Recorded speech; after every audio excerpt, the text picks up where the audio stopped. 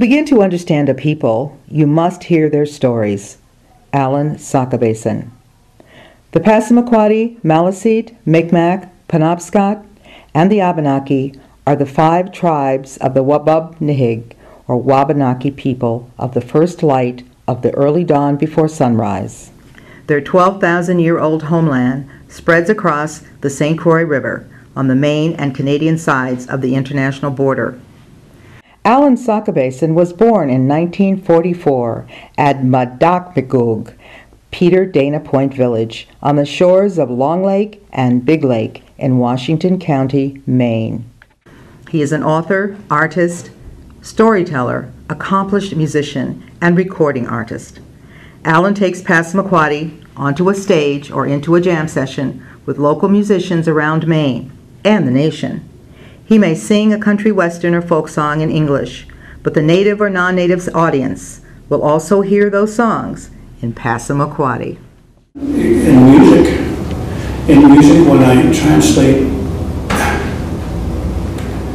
spirituals, country, blues, folk, there's a lot of words in lyrics, and my music can't translate exactly.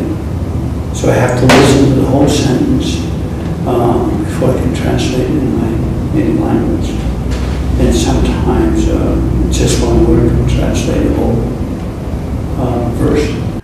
On most days, you can find Alan at the Wabanaki Health Association, where he is an HIV/AIDS prevention counselor and advocate for anyone in need. And every day, he continues to advocate for reviving Passamaquoddy as a spoken language. There are few fluent speakers left among the 3,200 tribal members in Maine. He knows keeping the language is critical for the Passamaquoddy people. But it dictates the way we use our Mother Earth. It dictates the way our survival, the way we hunted. It dictates the love that we have for one another, not just because we're siblings or that our relations, but it dictates the love generally that we have for one another. A love that helped us to survive all these years. Over 2 decades, he has transcribed songs, stories, and prayers into Passamaquoddy using his own voice recognition computer software. He has taught Passamaquoddy immersion courses at the University of Maine. He teaches and speaks about the Passamaquoddy around Maine, the U.S., and abroad. Alan has written 2 books, a memoir, Upriver Passamaquoddy, and a children's book, Thanks to the Animals. The books were written to give the next generation of Passamaquoddy interest, knowledge, and pride in their history, culture, and the power of the Passamaquoddy language. The stories lead native and non-native readers past assumptions and stereotypes. He encourages his children to keep the language and culture alive. His daughter Kendra, a freshman at the University of Maine, reads Thanks to the Animals in English, while her father reads in Passamaquoddy. The story is one that his own mother told him. Winter had arrived. Jutam worked for days preparing for the trip north with his family.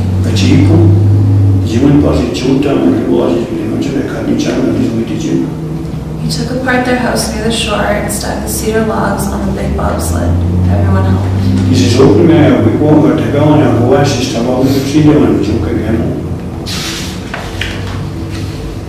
They packed the family sled with his tools and with the meats and fish and vegetables harvested during the summer when the days were long.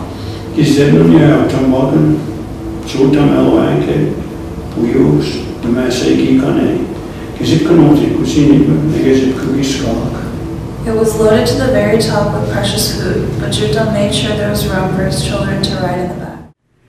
On his grandfather's land, Alan founded the Niloon Summer Camp for Native youth. His goal? To help them develop pride and confidence in their Passamaquoddy language and identity. With a fleet of canoes, tents, and 35 youth, he shares what was handed down by Passamaquoddy elders in the village of his youth. Passamaquoddy was his first language. He grew up with 10 siblings in a warm house that his mother and father had built themselves. Community people were self-sufficient and generous to strangers and visitors. The photos here cover several generations at Peter Dana Point Village. Alan's mother, Molly Zuzap Josephine Sockabasin, was of Maliseet descent and a master of the Passamaquoddy language. She was an oral historian and expert in traditional foods and medicines. She sang and told Passamaquoddy stories imbued with traditions and values. His father, William Sockabasin Sr., taught his children traditional survival skills, carpentry, construction, rituals, self-sufficiency, and music.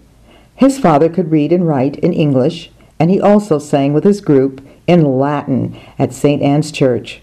Wherever two elders were together, Alan made himself the third person, listening and learning. In the evenings, the family listened to country western music on a radio station out of West Virginia. When Alan began St. Anne's Mission School on the reservation, teachers severely punished young youth for speaking Passamaquoddy. The federal government mandate since the 1800s had been to assimilate Native people. The founder of the infamous Carlisle Indian boarding school in Pennsylvania, where a number of Passamaquoddy and Penobscot children were sent, had coined the phrase, "Kill the Indian, save the man." Alan did not speak English until he was 12 and could not write it until he was 27. He watched many of his peers and their parents become ashamed of speaking the Passamaquoddy language. In the nearby town of Princeton, as a young boy, Alan experienced the segregated Indian section of the movie theater. He would look across the aisle, see white boys his own age, and wonder why. When his brother came home from the Korean War in his nice uniform, he couldn't get a haircut in the town, and Indians couldn't use the public restroom until well into the 1960s. Alan also grew to understand the results of governments and private interests that violated treaties to sell, expropriate, and control native lands. Sovereignty and self-sufficiency and quality of life were eroded. For 50 years, Alan has used his intellect, skills, resilience, and pride in his identity to lead and advocate for civil rights, human rights, social and economic justice for the Wabanaki people. He worked to stop the flow of children being removed from Passamaquoddy homes by means of harsh federal government assimilation policies and the Indian Adoption Project of the 1950s and 60s.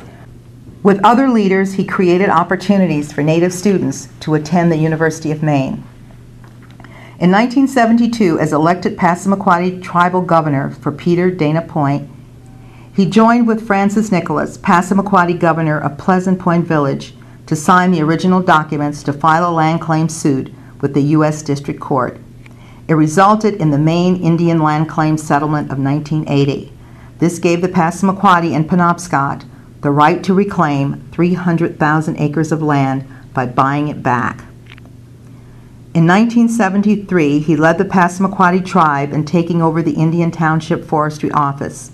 The Maine State Forestry Departments had denied the Passamaquoddy rights to hunt and harvest the forest on their own land. In 1974, 6 years after the assassination of Dr. Martin Luther King Jr. and the year of the Poor People's March on Washington, Alan served on the advisory committee for the U.S. Commission on Civil Rights. Investigations and hearings were held to produce a report on federal and state services to the Maine Indian. With his 50 years of experience in taking on the educational, social, legal, and economic challenges faced by the Passamaquoddy, Alan J. Sockabasin believes that the language can be the champion to meet those challenges.